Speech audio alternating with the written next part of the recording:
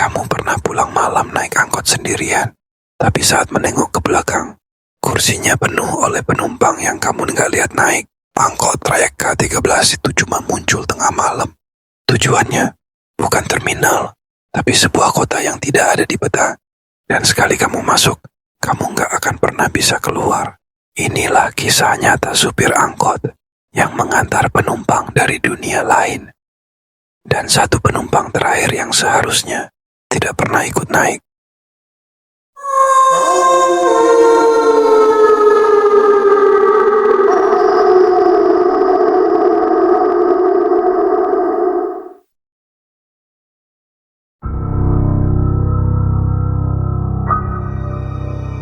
Jam sudah menunjukkan pukul 11 lewat 40 malam. Nama saya Reno. Saya baru saja keluar dari tempat kerja, sebuah toko fotokopi kecil yang selalu tutup terlambat. Kota sudah nyaris sepi, ojek online tak ada yang menerima. Jalanan gelap, saya bahkan bisa mendengar langkah kaki saya sendiri. Saat itulah saya melihatnya, sebuah angkot tua. Jalur 05 berdiri di bawah lampu jalan yang berkedip, seolah menunggu saya. Aneh, biasanya angkot itu hanya beroperasi sampai jam 9 malam. Tapi saya tak berpikir panjang. Saya mendekat dan mengetuk pintunya. K-Terminal Park, sopirnya, pria tua dengan jaket lusuh dan topi koboi, hanya mengangguk tanpa sepatah kata. Saya naik dan duduk di pojok belakang. Angkot pun melaju, perlahan, tanpa suara selain gesekan roda di aspal basah.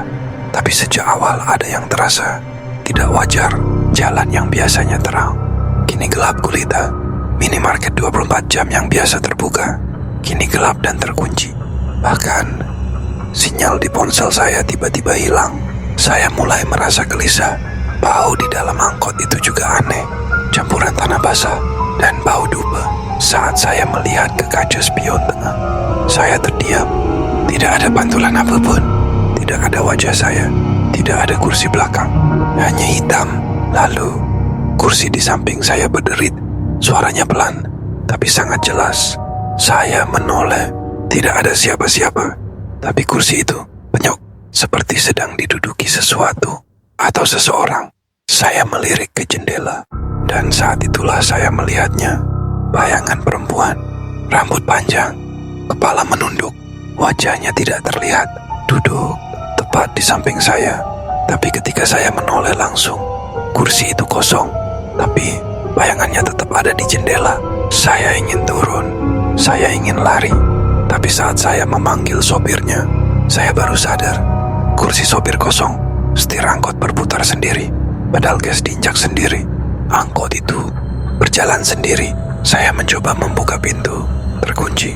Angkot itu membelok, masuk ke jalan kecil gelap yang tidak saya kenali. Lalu, terdengar suara, bisikan, dekat telinga kiri saya. Suaranya pelan, dingin, dan membuat seluruh tubuh saya gemetar. Kamu belum sampai, jangan turun dulu.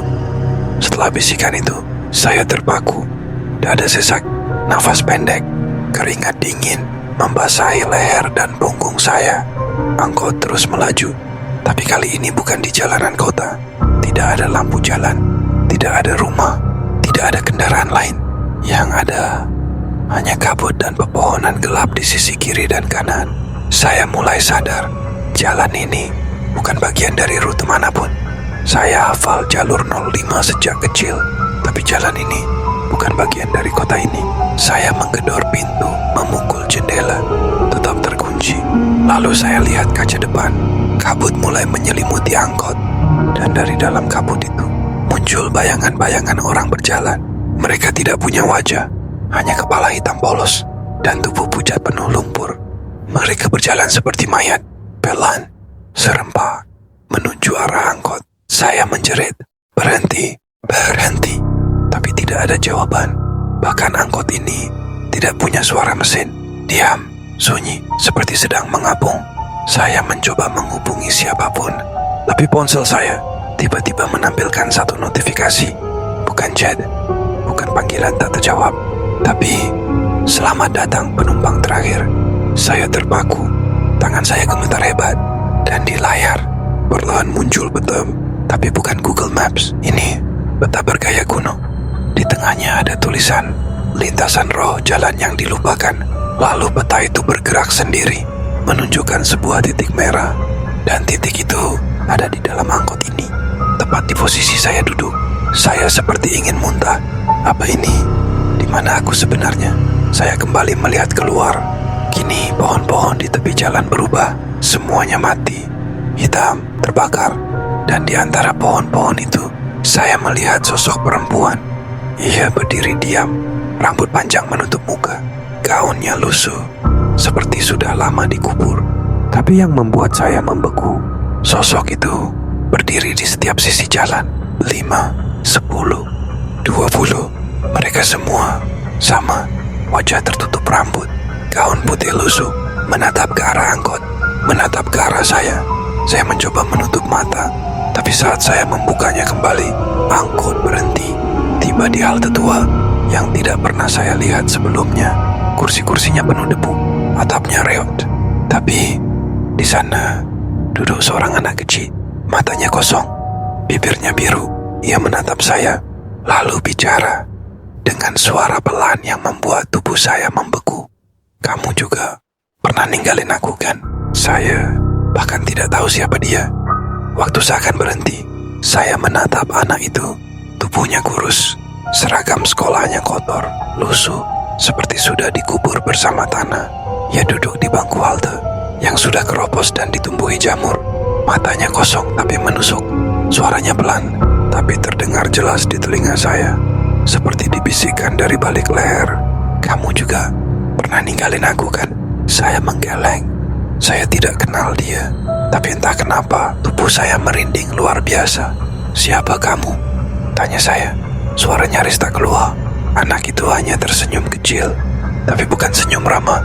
Itu senyum penuh dendam. Tiba-tiba angkot saya membuka pintu sendiri. Pintu bergeser pelan berdecit panjang, seakan menyambut tamu yang tidak diundang. Anak itu bangkit dari bangku. Kakinya telanjang, langkahnya pelan. Setiap ia melangkah, lantai halte meninggalkan bekas tapak basah. Tapi di sana tidak ada air. Ia naik ke dalam angkot dan duduk tepat di depan saya. Saya tak bisa bergerak, seperti ada yang menahan tubuh saya. Aku tunggu kamu dari dulu. Waktu aku nyasar pulang sekolah, katanya. Saya terdiam. Otak saya menggali ingatan. Lalu, saya ingat sesuatu. Dulu, waktu SMP saya pernah ikut pramuka di luar kota. Saya dan teman-teman numpang angkot. Ada satu anak yang ketinggalan saat angkot berhenti beli bensin botolan. Kami kira dia naik angkot belakang. Tapi malam itu, dia tidak pernah sampai. Besoknya, kami dengar anak itu hilang. Tidak ditemukan sampai sekarang. Saya menatap anak ini. Tony, bisik saya pelan. Anak itu mengangguk pelan. Aku nunggu kamu balik, tapi kalian semua pergi. Aku tunggu sampai angkot ini datang buat jemput. Saya ingin menangis, ingin minta maaf, tapi tenggorokan saya seperti dicekik sesuatu. Tony menatap saya dan berkata, sekarang kamu ikut aku ya, jangan tinggalin aku lagi. Saya bangkit, panik, menarik pegangan pintu, tapi jendela berubah jadi dinding hitam. Lalu dari luar muncul anak-anak lain. Semua mengenakan seragam sekolah, lusuh, mata kosong. Mereka berjalan menuju angkot. Ada yang separuh tubuhnya gosong, ada yang hanya punya satu mata. Dan di antara mereka, saya melihat sosok perempuan tadi yang duduk di samping saya di awal perjalanan. Kini, ia berdiri di luar angkot dan pelan-pelan tersenyum. Senyum yang membuat dunia saya runtuh. Kita belum sampai, Reno, katanya dari luar. Pintu angkot menutup sendiri dan kendaraan itu kembali melaju ke jalan yang tak tercatat di peta manapun. Angkot melaju, tapi tidak ada jalan. Itu bukan jalan yang pernah saya kenal. Tidak ada lampu, tidak ada kendaraan, tidak ada tanda-tanda kehidupan. Hanya kabut tebal yang menyelimuti segalanya. Di luar jendela saya melihat bayangan-bayangan mengintip. Mereka bergerak cepat.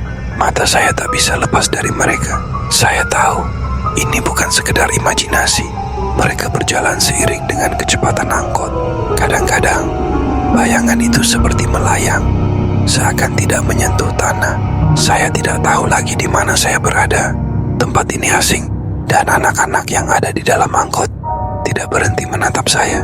Mereka terlalu diam, terlalu hening. Tony yang duduk tepat di depan saya kembali menatap saya dengan mata kosong. "Kamu gak bisa pergi," katanya perlahan. Suaranya lebih rendah dari sebelumnya. "Tony, aku minta maaf. Saya hampir menangis." Tony menutup mata. Tidak ada yang bisa kembali. Saya menatap langit-langit angkot, berusaha mengalihkan perhatian. Tapi saat itu kaca depan angkot bergetar. Ada yang mendekat. Suara langkah kaki keras menggema dari luar. Tapi langkah itu tidak berasal dari manusia. Itu suara langkah kaki yang berat, seperti sesuatu yang berjalan dengan kekuatan yang luar biasa. Saya merasakan getaran itu menyusup ke tubuh saya. Pintu angkot terbuka lagi. Kali ini saya tidak mendengar suara desisan atau derit. Pintu terbuka begitu saja, dan di luar berdiri sesosok pria tinggi besar, berbalut kain hitam. Wajahnya tertutup dengan topeng putih yang berbentuk seperti tengkorak. Saya tidak bisa bergerak. Tangan pria itu terulur pelan, dan tanpa kata, ia menarik saya keluar. "Tunggu!" Saya berteriak, tapi suaranya tak terdengar. Pria itu menarik saya keluar angkot dengan tangan yang sangat kuat. Saya berusaha melawan, berusaha menarik diri, tapi saya merasa seperti diseret ke tempat yang jauh, jauh sekali. Saat saya melirik ke dalam angkot, saya melihat semua anak-anak itu telah menghilang. Hanya Tony yang tersisa dengan wajah yang semakin pudar. Lalu pria itu memutar tubuh saya ke arahnya. Tanpa suara, ia melepas topeng tengkoraknya. Di balik topeng itu, tidak ada wajah, hanya sebuah lubang gelap yang menelan cahaya. Kita sudah sampai. Saat itu saya merasa kaki saya menginjak sesuatu yang basah. Tanah di bawah saya terasa licin dan dingin. Saya menatap sekeliling, dan saya melihatnya. Di kejauhan, ada kota tua. Kota yang sepertinya terlupakan. Rumah-rumah rusak, jembatan patah. Semua bangunan tampak seperti sudah puluhan tahun ditinggalkan. Pria itu memaksa saya untuk melangkah lebih jauh ke dalam kota. Setiap langkah saya terasa semakin berat. Rasa takut dan kebingungannya menghantui saya, membuat saya ingin berteriak. Tapi saya tak bisa. Saya hanya bisa mengikuti pria itu menuju kota yang tidak ada dalam peta. Dan saat saya melangkah lebih dalam, saya mendengar bisikan-bisikan. "Selamat datang di kota yang tak pernah ada, tempat tinggal para penumpang terakhir." Aku dibawa masuk ke kota itu. Kota tua, mati, dan ditelan bayangan malam. Bangunannya rapuh, jalanannya retak. Udara di dalam kota itu seperti tidak mengizinkan manusia bernapas. Tapi anehnya, aku tetap bisa berjalan. Pria bertopeng itu tidak bicara sepatah kata pun. Tapi aku tahu, dia bukan manusia. Dia penjaga kota ini. Kota yang tak tercatat di dunia nyata. Di setiap sudut jalan, aku melihat orang-orang berdiri mematung. Tubuh mereka utuh, tapi kulitnya abu-abu. Matanya kosong, seperti patung-patung hidup yang kehilangan jiwa. Dan mereka semua menatapku. Salah satu dari mereka mendekat. Seorang wanita, rambut panjang, gaun compang-camping. Dia menyentuh tanganku, dan tiba-tiba aku melihat penggalan ingatannya. Ia adalah korban tabrak lari, meninggal di jalan tanpa ada yang menolong. "Aku juga dulu naik angkot," katanya lirih. Aku turun, tapi ternyata bukan di dunia yang sama. Lalu dia tertawa pelan, tawa yang membuat darahku membeku. Aku menyadari, semua orang di kota ini punya cerita tragis. Mereka semua pernah menjadi penumpang terakhir. Di dunia nyata, tubuh mereka mungkin dikira hilang. Tapi di sini, mereka tinggal selamanya. Penjaga bertopeng kembali menarikku. Kami melewati gerbang besi besar berkarat yang tertulis, "Selamat datang penumpang terlantar." Di dalam gerbang itu, ada bangunan seperti terminal, tapi tidak ada kendaraan. Hanya kursi-kursi kosong, dan papan jadwal keberangkatan yang terus berkedip dengan tulisan, "Menuju kehilangan waktu selamanya." Aku ingin kabur. Aku mulai lari, menjauh dari penjaga. Tapi kemanapun aku pergi, aku selalu kembali ke tempat yang sama. Aku menjerit, tapi suaraku hanya dipantulkan oleh dinding bangunan. Lalu, aku melihat Tony. Dia berdiri di atap salah satu rumah. "Reno," suaranya terpantul dari segala arah. "Kamu harus ingat, di dunia nyata kamu belum sepenuhnya mati." Aku terdiam. belum sepenuhnya mati. Apa maksudnya? Tony turun dari atap, lalu berjalan ke arahku. Kalau kamu bisa ingat satu hal, satu saja, yang menghubungkanmu dengan dunia luar, mungkin kamu bisa keluar dari kota ini. Aku menggigil, tapi perlahan aku mencoba mengingat. Aku teringat sesuatu. Seseorang sedang menungguku. Ya, ibuku. Dia menungguku pulang, selalu menunggu di ruang tamu. Aku ingat sebelum naik angkot itu, aku bilang, tunggu ya, paling jam 10 malam aku udah pulang. Tony menatapku. Kalau kamu yakin, sekarang waktunya lari, sebelum kota ini menelan sisa kesadaranmu. Tiba-tiba tanah di bawah kami retak. Dari celahnya keluar tangan-tangan abu-abu yang berusaha menarik kakiku. Kota ini tidak mau kehilangan aku, tapi aku tak mau menyerah. Aku lari sekuat tenaga, menabrak patung-patung hidup, menghindari bayangan-bayangan yang mencoba menghalangi. Dan aku lihat sesuatu di ujung jalan, cahaya kecil, seperti lampu jalan. Aku mengejarnya, dan saat aku menyentuh cahaya itu, dunia tiba-tiba meledak dalam suara. Suara itu seperti membangunkanku dari mimpi buruk. Aku membuka mata, tapi semuanya gelap. Aku tidak bisa bergerak. Tangan dan kakiku sempit, terjepit. Udara di sekitarku dingin dan lembab. Tunggu, ini di mana? Aku mencoba menyentuh ke sekelilingku. Kayu di atas kepalaku. Di sisi kanan, sisi kiri. Aku ada di dalam peti mati. Aku menjerit sekeras mungkin, tapi suaraku hanya terpantul kembali ke wajahku sendiri. Napasku mulai sesak, jantungku berdetak terlalu cepat. Tolong aku. Lalu samar-samar, aku mendengar suara orang-orang. Mereka sedang berbicara. Ya, kita sudah temukan jasadnya di semak-semak dekat terminal lama. Kasihan, katanya sempat hilang 2 hari, tapi badannya utuh. Mereka bicara tentang aku. Aku mulai menangis. Aku belum mati. Aku masih di sini. Aku hidup, tapi tubuhku tak bisa bergerak. Aku hanya bisa mendengar. Dan ketika suara itu makin dekat, aku sadar ini adalah proses pemakamanku sendiri. Mereka akan menguburku. Aku ingin memukul peti ini, berteriak, tapi tubuhku seperti mati rasa. Lalu suara lain datang, lembut, lirih, dan penuh kesedihan. Reno, maafkan ibu. Ibu tak bisa jaga kamu. Itu suara ibu. Aku mendengar isak tangisnya. Suara tangis paling menyayat. Aku ingin keluar, memeluknya, tapi aku terjebak dalam tubuh yang setengah mati. Kemudian, sesuatu berubah. Cahaya kecil muncul di balik celah peti. Cahaya itu dari dalam pikiranku. Suara Tony menggema lagi. Ingat Reno, jangan biarkan dunia ini menarikmu ke dalam. Kalau kamu bisa bergerak, sekali saja, kamu bisa kembali. Aku fokuskan seluruh pikiranku ke tangan, jari telunjukku. Sedikit saja bergerak. Gerak. Aku rasa jari itu bergerak. Dan tiba-tiba, aku mendengar jeritan dari luar. Astaga, tangannya bergerak. Suara orang-orang panik. Bukan mati, dia hidup. Buka petinya. Detik berikutnya, ku dengar suara obeng mencungkil kayu. Lalu cahaya menyeruak masuk. Aku melihat wajah-wajah terkejut di sekelilingku. Dokter, warga, polisi, dan ibu. Wajahnya banjir air mata. Aku berhasil menggerakkan bibirku. Pelan sekali, tapi cukup untuk membisik. Bah, ia langsung memelukku, menggigil. Kamu kembali. Tapi bahkan ketika aku sadar, bayangan kota itu belum sepenuhnya pergi. Di antara kerumunan, aku melihat pria bertopeng. Ia berdiri jauh di belakang semua orang, tersenyum padaku, dan mengangkat tangannya, memberi salam perpisahan. Tapi sebelum ia lenyap, ia berbisik dalam pikiranku, kamu mungkin selamat, tapi kota itu akan selalu menunggu penumpang berikutnya. Setelah kejadian itu, aku dirawat di rumah sakit selama 2 minggu. Dokter bilang aku mengalami psikosis akut akibat trauma. Tapi aku tahu, yang kulihat bukan halusinasi. Malam itu setelah pulang dari rumah sakit, ibu membantuku naik ke kamar. Kamar lamaku di lantai 2, masih sama seperti dulu. Tapi begitu aku melangkah masuk, udara di dalam kamar seperti berubah. Dingin, seolah jendela terbuka, padahal terkunci rapat. Ibu menepuk bahuku.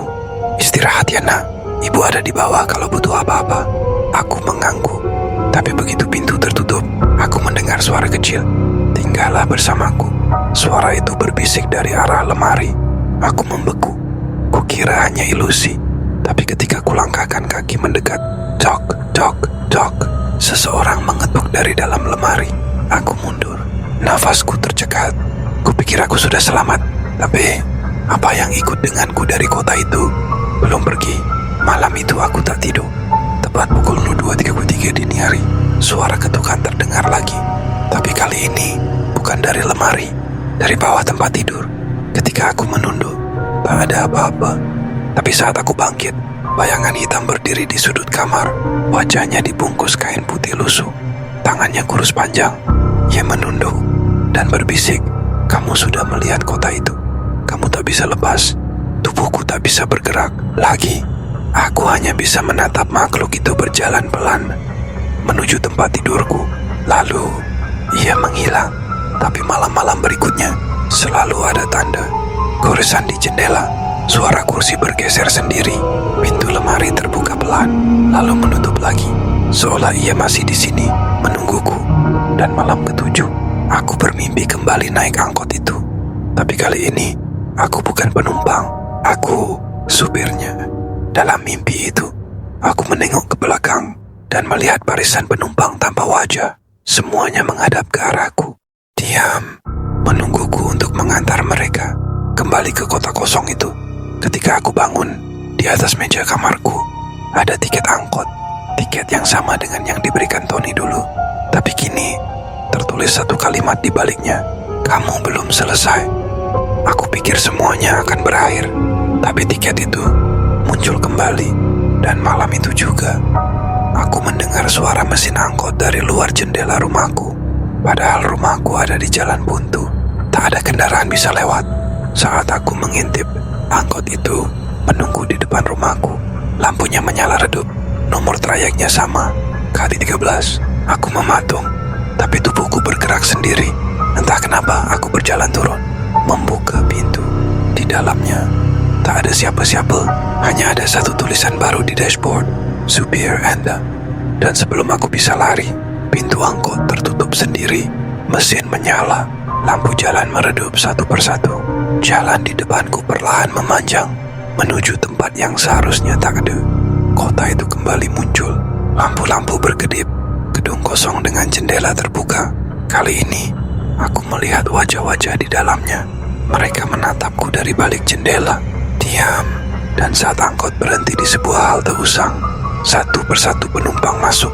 Bukan manusia, tapi mayat pucat dengan mata kosong. Mereka duduk, menunduk, dan menggumamkan nama-nama. Tony, Tinda, Elsa. Nama-nama mereka yang hilang.